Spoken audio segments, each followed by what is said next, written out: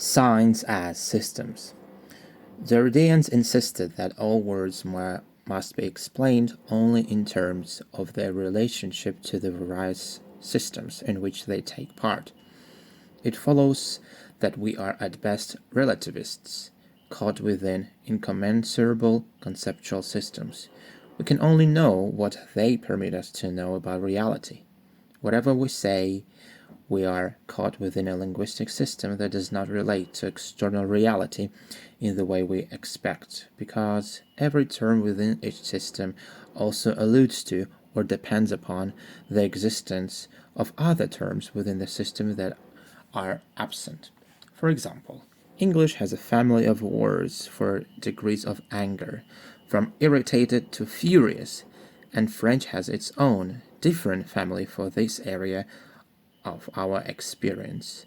All the terms within each language family rely upon one another to divide up the field of anger for native speakers. But neither system, English or French, different as they clearly are, can fairly claim to finally encode the truth about states of anger in the world. Nor can Eliot's claim to finally encode the truth about Dorothea's disillusionment. For Derridians, then, language only seems to mark out clear differences between concepts.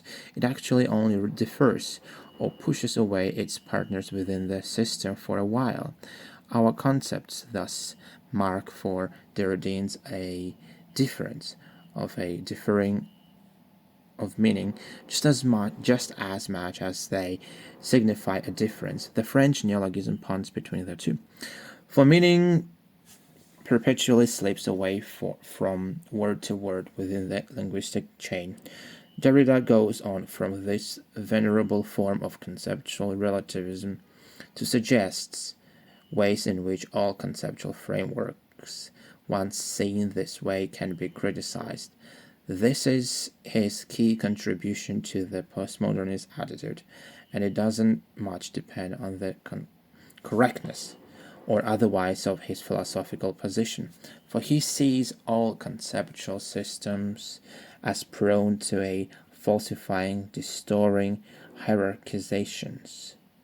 Not only is our knowledge of the world not as direct as we like it to be, metaphor-ridden and entirely relative to the scope of the conceptual system, but we have been all too confident about the ways in which the central categories within those systems work to organize our experience. For example, George Eliot clearly relies in the passage to which I allude on a clear distinction between appearance and reality, and between people being themselves and merely acting, as in mask or wearing a disguise.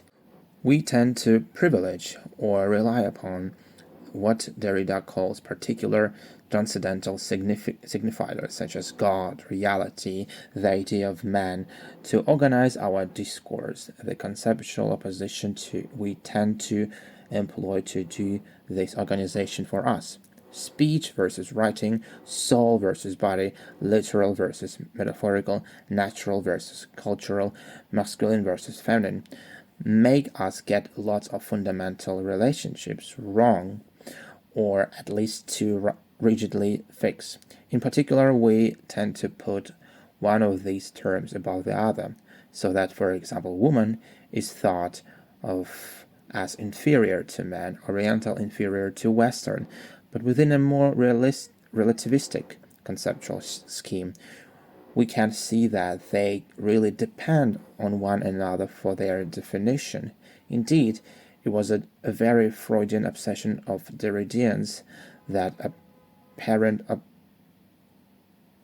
apparent opposites really need one another and always imply one another. I can only see myself as a rational, justice-seeking imperialist like Forster, Ronnie, Fielding, if you are at the same time to be seen as a wily, spillery, modern Oriental like Forster's Aziz.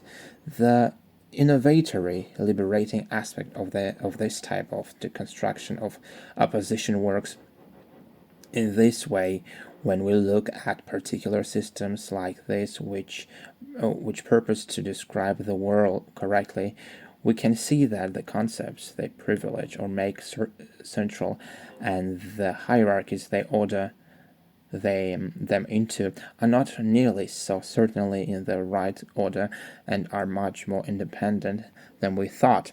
For the retains indeed the revelation of their hidden interdependence deconstructs them. They can be undone or revised, often to paradoxical effect, so that truth is really a kind of fiction.